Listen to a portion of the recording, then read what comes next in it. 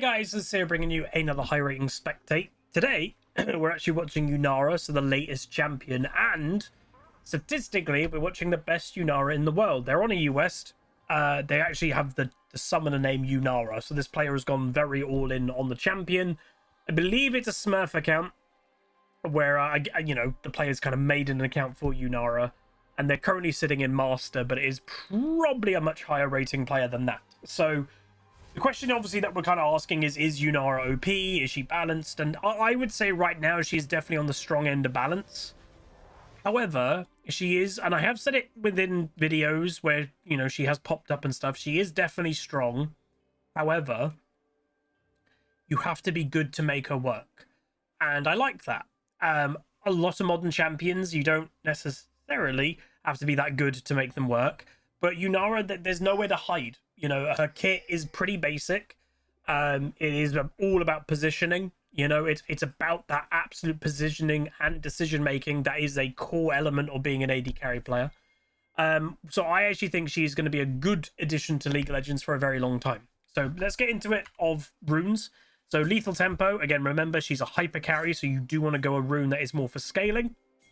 Triumph, alacrity, which obviously for attack speed, cut down, and then magical footwear, cosmic insight, and then attack speed, attack damage, and flat health. So not health per level, flat health, because again, a weakness is early game. So you'd rather go something that gives you earlier game help with like flat health than you probably would health per level. It is worth knowing the enemy team does have a support Shaco and Ashe, so not the strongest of duo against them. The Ashe is actually doing, by the looks of it, support Ashe as the AD carry. I had this a week ago or so. We had a support Ashe that was basically playing support. From what I can tell, it's players that are usually autofilled from support who get autofilled to AD carry, and they just play support Ashe basically. So it is also Ambessa jungle. So again, just reminding everyone, this is a higher rating, like master to grandmaster game. So this is a bit peculiar. You might be a bit like, oh my god, they're fighting. Well, Shaco's not going to be really offering that much, nor is the Ashe. It's also Janna mid. What the heck? I've just noticed more and more stuff in this game. So yeah, basically the enemy team comp, I'll be honest, I was looking for Yunara games from the rank 1 Yunara player. And there's first blood, there's 2 kills. A lot of the games in their match history were really, really, really big stomps. This was actually not a massive stomp, apparently. But typically, I will say this player is doing very well as Yunara. But yeah, this game is a bit peculiar in the fact that, I'm not going to say they're absolute troll picks, but yeah, it's Janna mid and Ambessa jungle, so neither of those are supposed to be in those roles at all. It's then Ashe as an AD carry, but it's, you have to be very careful. This Yunara has got confidence. That is a support Shaco. And at that health, it'll be close of a backstab E definitely would get you killed. Yes, they have a Lulu, which hopefully a shield may save the day. But it's risky. So you can see the Yunara is backing away, being a lot more safe. There's the Shaco going for the absolute all-in. To be expected. So again, that's where Yunara respected it and walked away. Volibear, however, has come for a gank, and Yunara is, again, not wanting to go too crazy. He's ran that way. Maybe a W snipe if it's available. No mana, though. Again, high mana costs. She's, W costs 60 mana at rank 1. He was 30, but there we go. They do get the kill in the end. Ambessa is now bot lane. Ooh, I would not do this if I was the Yunara. Ambessa's going to be looking for 2 kills. I'm pretty sure it's worth knowing this game, obviously being master, etc. I think I've played against some of these players. I recognize some of their summoner names. So obviously, that's the thing. These high rating spectates sometimes are master, etc. But a lot of the time they're smurfs within master. That's where we've been playing recently, which is really cool. So it is cool to see that. So Ashe has picked herself up a double buff from killing the Volibear. Obviously, it goes without saying, blue team has got a very nice standard team comp. And 9 times out of 10, a standard team comp will beat a cheese team comp. Just the way League of Legends is designed. The only way usually a cheese team comp will win against a, let's say, balanced team comp is early game snowballing. Because that's most of the advantage of cheese picking, is the early advantage it gives. So yeah, if blue team right now keeps this lead, there isn't a massive chance for red team to make a comeback. You know, they don't have realistically a hyper carry because their AD carry, which usually would be a hyper carry, is building presumably support. And the reason why you're like, how do you know that? She's got Arcane Comet on Ashe. If she was building for damage DPS Ashe, she would have like lethal tempo or something to do with being an AD carry. And there you go. That kind of right away confirms she's going just basically for her W, and her ultimate is a Tear and a Dirk. So very weird to see that. Not really sure why you would do that. And to be fair, if I was the Shaco, and this is where you don't know if they have had communication in Champ Select or anything, if this Shaco may have not known that is what he's getting, is a kind of support Ashe focusing on spells, not her autos. Hilariously, AD Shaco support probably would have gone better with this Ashe, because if think about it, she gets to poke harass, so AP Shaco doesn't need to do that. And then when an Ashe is going to be going for as many ultimates as possible, if she lands a big ultimate that stuns somebody, it gives a Shaco that free Q backstab, big damage. So realistically, I think support Shaco would have done a lot better as AD this game. Build though for Yunara. So firstly, Cull. Cull is definitely something that I would say is a common item, or should be a common item on Yunara, because again, it's that she is a late game hyper carry and Cull is an investment item.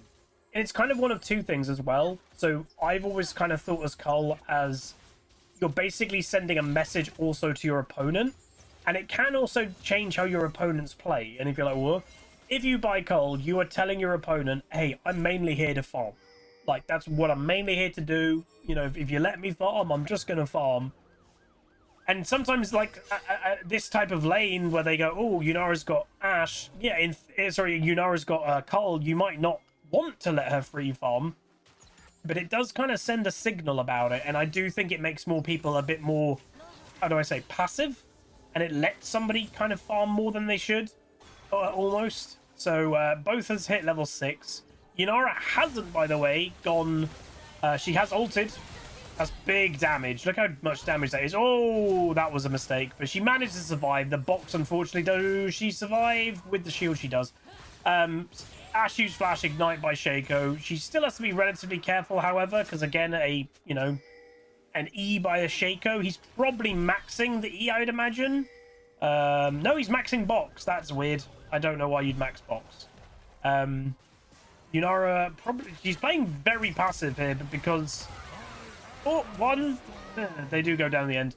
Nice ulti by Volibear, so in the end they do get both, but the enemy bot lane kills both of the enemy as well. So 3 people on the blue team just died. Poppy just died to a gank top lane. Obviously, it goes without saying. Orianna's kind of got free scaling. Like, the Janna's not doing a terrible job farming, but it's a Janna mid. Like, that's not going to really, it's not going to carry at all. That, I presume, is just going to be going support Janna in mid lane. She might build ability power, but obviously she's never going to do any form of damage, because Janna doesn't do any damage. Obviously, Yunara build, probably be going Young Tal, as obviously being a hyper carry scaling champion. That is a scaling item. You gain attack speed. No, do you gain crit? I think you gain crit per attack up to 25%, and it becomes a normal, typical crit item at that 25% per crit item. It's a good item. You know, it costs a bit less than what the stats should be, but because you're basically gaining the stats over time, it can be a little bit cheaper. Hence being a investment item. So see, Yunara's W I actually quite like, because again, it's a relatively skill expression item, or spell, sorry, of if you're not good, it won't land. And if it does land, because you're good, it slows your opponent nicely, giving you the way to engage. So again, I really like how her kit works. When I went to Berlin to test her with Riot, I was a fan of her pretty much straight away. So it is worth knowing about Yontal. As the moment you can go buy it, go buy it. It's the exact same as Rod of Ages. The quicker you can get it, the better it is. Because now, she has it before 10 minutes in the game. You're starting the scaling process as soon as possible. Same with Rod. You know, it takes 10 minutes for Rod of Ages to be to scale up. So if you have the money... Ashe Arrow, by the way, running to the Volibear. Misses. Going to top lane. Ooh, that was close. But that's worth knowing. If Ashe uses Arrow like that, and you know these caliber of players will definitely notice that Ashe used Arrow. it opens up the enemy bot lane now hugely, because that's mostly what this Ashe wants to do. She has Rush Serpent's Fang first item, which is quite hilarious. So obviously Lulu is a shielding champion and Serpent's Fang is the anti-shielding item. But yeah, that is quite funny. Yeah, so like I was saying about Rod of Ages, if you can buy a Rod of Ages but you don't go back and buy it and you wait another 2 minutes, well, that's 2 minutes that you could have completed it earlier. And remember, Rod of Ages gives a free level up. So it's a really big thing to complete it. And again, Young Tal is not, let's say, as big as a Rod of Ages in terms of scaling and stuff, but it's still very good. You want to have that as early as you possibly can. So, you know, right now, she's already got... Is it 9.2% crit? You can see it just below the stats at the top, 9.2%. Now 9.8%, and it goes up to 25. So he's starting to get that value very early. Now, obviously, it goes without saying, the enemy bot lane, with it being kind of a terrible lane, one of the bigger disadvantages they're actually going to naturally have is they have no defense when it comes to tower defense. So Janna's roaming again, but again, what's that going to do? Like, Ambassador's here misses her ultimate. Lulu gets feared by the box. Janna uses heal, because again, she is just playing support Janna. It's a very weird game. I'm actually quite happy we're watching this, because this does show just weird Fiesta stuff does happen in Apex tier. I actually would say they happen nearly as much as lower ranks. Like, genuinely, this type of thing will happen in low rank because people just play whatever they want because they just don't think it matters. And it happens in high rating, I would say, not for the same reason. I think it happens in high... Oh! Whoa! That was cool to see. The reason why I think this type of thing happens in high rating, genuinely, it's kind of the opposite of low. So low rating, they do it because they don't know what they're really doing, so they'll just play anything because they just want to play whatever they want. Whatever. It happens in high rating because people do know what they're doing, but if you've been auto-filled, if you are a one-trick, you have to just do what you can. So this Janna is very likely either a Janna one-trick or a only support player, and they've been given mid lane. So guess what? I'm not going to play a mid laner because they know they're never going to be as good as an actual mid laner in Master. So they have to basically just do something that they think they can still be useful on. Is it bad? Yeah, it is bad. You know, it goes the same with this Ashe. Probably, and again, I don't know this for certain, but it's probably a support player. A lot of it, I will say, does stem from support players getting auto-filled quite a lot. Usually, this kind of weird play is auto-filled supports. Not always, but quite often it is. So Shaco uses, obviously, his clone. He does have his Blackfire. So again, obviously, fairly cheap item. Has got it pretty early, so that is a decent amount of damage earlier into the game. He does Q over. That's the clone. Nice kiting by the Lulu, letting the Yunara get the kill.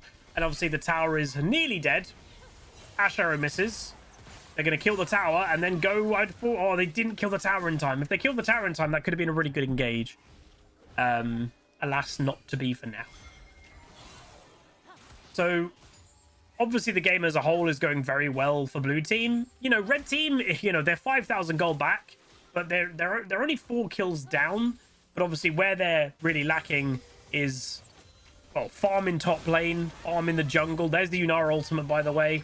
So here we go. The enemy team really have no major defense against this. Yunara is tanking tower, though. Wouldn't do that. Towers do damage. Orianna now going for a bit of a roam, basically helping secure the bot lane. Obviously, Janna has tried to roam a lot, but her towers died for it because Orianna has just played more of a I'm scaling as a mid lane carry. And Ambessa is once again down in bot lane because, again, realistically... That's where they should go. Ashe gets killed to the Orianna. Orianna does die, but they do manage to kill the tower for it. Volibear nearby. Clone does go down. So there we go. So a bit of a, you know, Fiesta absolutely happening right now. Yunara's gone back, by the way, is going to try and go buy, obviously, more and more items. She's 12 off cull completion. So obviously, the earlier you buy cull, in theory, the earlier you can complete your cull with 100 farm needed to complete. So... Basically, everything about Yunara is do as well as you can in the early. Realistically, she's not that good early. However, there are fights that Yunara can take in the early game. Like, it's all kind of situational. If, you know, the enemy team is not playing the strongest lane themselves, Yunara isn't absolutely terrible in the early but you just have to engage at the right time. In essence, I would never go for a PvP fight if you don't have your Q ready to go. And obviously for that to be ready to go, you need, I think, 8 auto attacks on minions, scaling it up maybe a couple on enemy champions. Look at Yunara's damage, by the way. And then the moment that you have it ready, then you kind of engage with your Q. Either it's ready to go, or, you know, let's say you've auto attacked 6 times on a minion wave, then you auto attack an enemy champion twice, then you have your Q available. You can do that as well. Like, she isn't too bad. You just have to really time your engage correctly. So this is how the enemy team is playing this game, by the way, because they have absolutely 0 individual strength. They are just roaming gank squadding with 4 people. Bit of an annoying one for blue team, but this is one of those games that you know you most likely have won the game if you keep a calm head. And yes, it's annoying, and they're outnumbering you, and they've got a Janna mid for some reason, and they've got basically a support Ashe and a support Shaco, but they have no actual hyper carry. That's the thing. They have no one that's actually that scary. Ambessa is their scariest champion, but even Ambessa isn't like absolutely the best when she has to run into 5 people. So it's one of those type of games that, you know, weird fiestas do happen even in high rating. And you just mental strength, man. Like today, I will say, this video is going to be today's second video. The videos that I recorded today, you guys will see in a few days' time. Spoiler, today did not go very well for me, but I kept a really overall good mental. And that's, to be honest, more important in a few ways. Like, I had a very good morning. We had a baby scan. It went really well. So I'm in a really good mood today. But League of Legends went horribly, which sucks. But, you know, there's not much sometimes you can do about it. So you just kind of chill. So kill the clone. Ashe Arrow misses. Ambessa ult misses. Obviously, this is all 5 of the enemy team. General coming through. And Yunara is just going to have a happy, fun time auto-attacking whatever she wants, realistically. Shaco's flanking. Poppy just got a tier 2 tower, by the way, for free. I think, yeah, Poppy is now teleporting to try and help. Realistically, I don't even think she needs to do that. But she's going to, probably just to be like, team, I'm here, I'm helping, don't worry about it.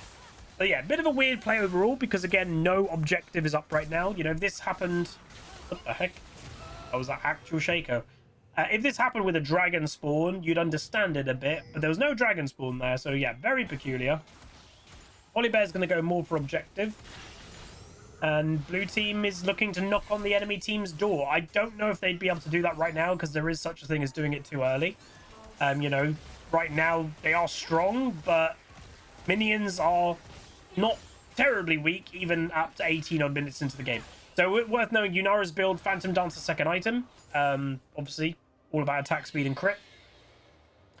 I'd imagine, if I had to guess, and I might be wrong, because the only thing with this game, with it being a bit of a weird, kind of cheesy enemy team, she may be just trying to get immediate strength rather than big strength, because she might not be expecting this game to be going absolute late game. So I would imagine in a normal game she would go Infinity Edge next item. Maybe she's not doing that, so we'll have to see. She may be going Lord Doms or something like that. She has obviously completed her cull. But yeah, very weird. But hopefully for some people this does kind of make you go, if these type of weird games can happen in Apex tiers, then they can happen pretty much everywhere. So BF Sword has been purchased, but obviously she already had a long sword in her inventory. That was the thing that was making me like, maybe she's not going Infinity Edge. But with the BF Sword purchase, I'd imagine she is. You know, it could even be a Bloodthirster, but I don't think she needs one. Dragon is spawning within a minute. Again, just reminding everybody. Look at the DPS difference. Ashe ultimate again. He's running away, and she just gets killed. Kind of like you probably shouldn't play support Ashe when you're the carry. And obviously, you shouldn't really play support Ashe in general anymore, because they kind of got rid of that whole thing quite a while ago. Nar doing some farming on the side lane. Does get his pounce, but Yunara's damage is definitely scaling, and that's a dead Nar. Look at her damage. So this is kind of what I want to highlight. If you give a late game champion like Yunara early, she's very strong. And like, this is what I mean. I think when she originally released, people thought, oh, she's not that strong. And after a week or two, I think people realized this champion does actually have strength. As I've said a few times, though, you can't be bad at this champion and expect to do something good. Like, you could be bad at Smolder, and if you just get late game enough, you'll take over even if you're bad. that doesn't exist on Yunara because she is fundamentally one of the most, how do I say, base AD carries. And with having very, let's say, raw mechanics, there's nothing too fancy. There's also nowhere to hide because it's all about your positioning. It's all about managing to get as many auto attacks as you possibly can. And if you cancel any, it's a disaster. Like, because she is basic, it almost makes it harder to be good at her. Like, it's kind of the opposite of a Yi, because some people are like, is that true with Yi? No, because melee basic champions have a lot more base strength than basic range champions do. Just because being a basic melee champion, right, give excess strength because they know you're melee. They don't give that excess strength to range champions because ranged is an advantage, as it were. The Shaco support is now split pushing top lane. Probably a little bit tilted, I'd imagine. Yunara going to go back, though. I don't know how much gold she's got. Again, replays are unfortunately still bugged, so I can't change over to the gold screen. Build-wise, this should tell us what she's going. If she buys anything, presumably she's waiting for something. Yep, there it is, Infinity Edge. So she was holding that longsword, so that was probably a change of mind of what she's doing in build because the game is going so well. What's it? Ambessa does get a kill. I'm pretty sure, by the way, I've played against that Ambessa is one of the names I recommend. And I also might recognize the Lulu, but obviously she has kind of a generic ha ha ha kind of name, so it might just have been someone with a similar name. So yeah, 3-item Yunara is going to go absolutely hard, by the way. Majority of the enemy team only has 1 item, maybe 2, but if they have 2, it's a cheaper item. Like obviously Serpent's Fang is a very cheap item. That's the benefit a lot of lethality items, obviously, is that they are cheap. Look at that damage! Look at that damage! Bam! And obviously Nara's had a pretty bad game, so yeah, just gets walked over. Level 13 Yunara in the enemy base. So again, inhibitors, there is a debate of when do you take an inhibitor. There is such a thing as doing it too early. It's not always a good thing, because if you basically take an inhib too early, but you can't end the game, you're basically giving waves upon waves of free gold to the enemy team. But in a game like this, at 22 minutes, I'd say this is fine. The enemy team has no strength. It's a cheese enemy team comp. Realistically, they can't do much. Look at that damage. They can't really do that much. So I would actually say this is a good example of it's completely fine just to go, we're going to try and end the game. And you guys do. Because realistically, they won't be able to really do that much. Volibear did go down. Not really sure what happened to him. Blue team have to be a little bit careful. This is a bit of a risky base if they got engaged on at the wrong time. But they do go down. This is obviously a very risky base. Obviously, right there, that shows you like that's a lack of respect to the enemy team. Like we're literally basing in front of your nose. What are you going to do? It kind of shows the mentality of what the blue team is feeling. Like they just know they're stomping. What are you going to do? But yeah. So Vamp Scepter picked up for Yunara. Obviously, she hasn't got full crit yet. So she has, believe, 75%. Yeah, 75%. So I'd imagine she would want to complete the 100%. Oh, she actually kills that. That's a surprise. But obviously, I don't think any lifesteal item gives crit. So here's more outnumbering. So again, 3 people top lane taking on the Orianna, because that's realistically the only way that the enemy team can play the game.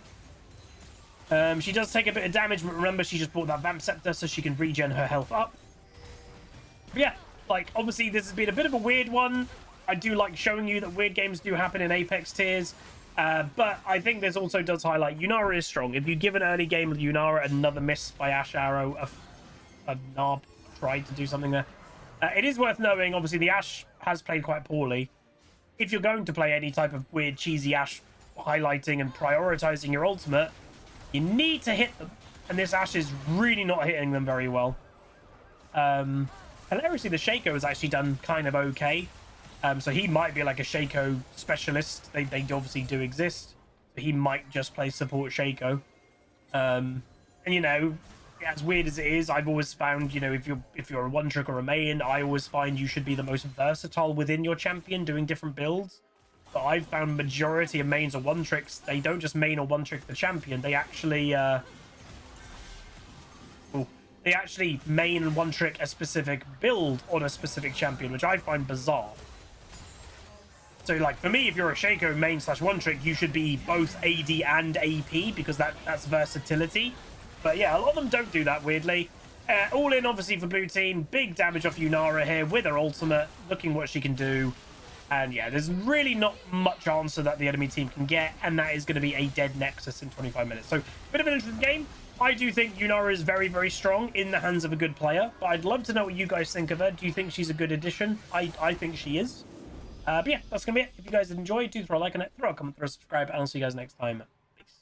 Welcome to the Rift, where the legends play. It's us and games bringing skill every day. From tips to tricks and play so fine, you'll learn the game and have a good time. Thanks for watching, you're the real MVP. Hit that like and sub, join the family tree. Like, comment, and subscribe.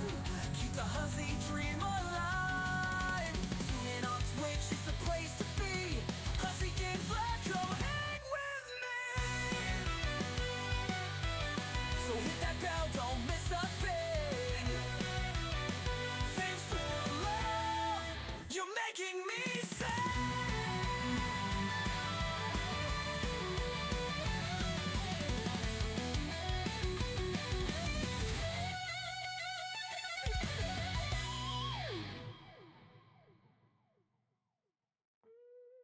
So hit that bell, don't miss a thing. Thanks for the love, you're making me sing.